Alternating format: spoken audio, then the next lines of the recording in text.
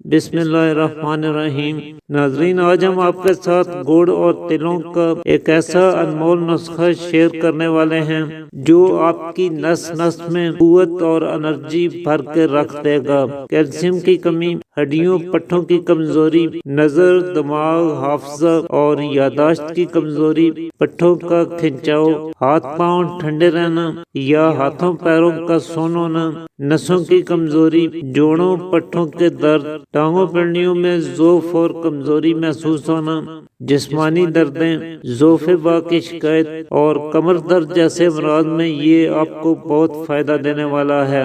تو اس کے لیے ایک تو آپ نے گڑ کا استعمال کرنا ہے جو کہ iron, calcium, protein, magnesium, potassium اور وائٹامن سے بھرپور ہوتا ہے۔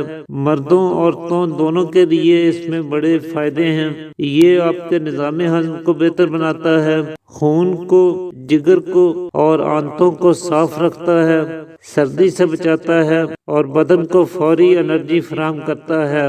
دوسرا، آپ نے سفید تیل اس نسخے میں استعمال کرنے ہیں، اور تیل تو نیوٹریشن کا خزانہ ہے۔ اس میں iron, calcium, vitamin B, vitamin E اور پروٹین اچھی خاصی مقدار میں پائے جاتے ہیں۔ بے حد مقوی غذا ہے۔ پہلے وقتوں میں پہلوان حضرات اسے کھایا کرتے تھے اور عام جسمانی کمزوری سے لے کر مردانہ کمزوری تک کو دور کرنے کی بھرپور صلاحیت رکھتا ہے۔ تیسرا، آپ نے بادام کی گریاں لینی ہیں، اور بادام کو ڈرائی فروٹ کا بادشاہ کہا جاتا ہے۔ یہ آنکھوں کی روشنی کو بڑھاتا ہے، دماغ کو طاقت دیتا ہے، اعصابی کمزوری اور پٹھوں کی کمزوری کا شافی علاج ہے۔ اسی طرح چوتھے نمبر پہ آپ نے سونف کا استعمال کرنا ہے۔ سونف بھی اعصاب اور پٹھوں کو طاقت دیتی ہے، بینائی کو تیز کرتی ہے اور جلندار دردوں میں بہت فائدہ دیتی ہے۔ تو اس طرح سے یہ کل 4 چیزیں ہیں جو آپ نے اس نسخے میں استعمال کرنی ہیں۔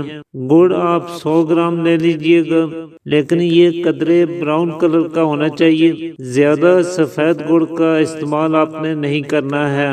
اسی طرح جو سفید تل ہیں یہ بھی آپ نے 100 گرام ہی لینے ہیں۔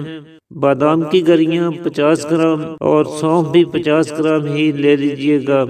اب ان چاروں چیزوں کو الگ الگ پیس کر خوب اچھی طرح سے مکس کر کے رکھ لیجئے۔ تو اس طرح سے آپ کا یہ بہترین سا اکثری نسخہ تیار ہو جائے گا۔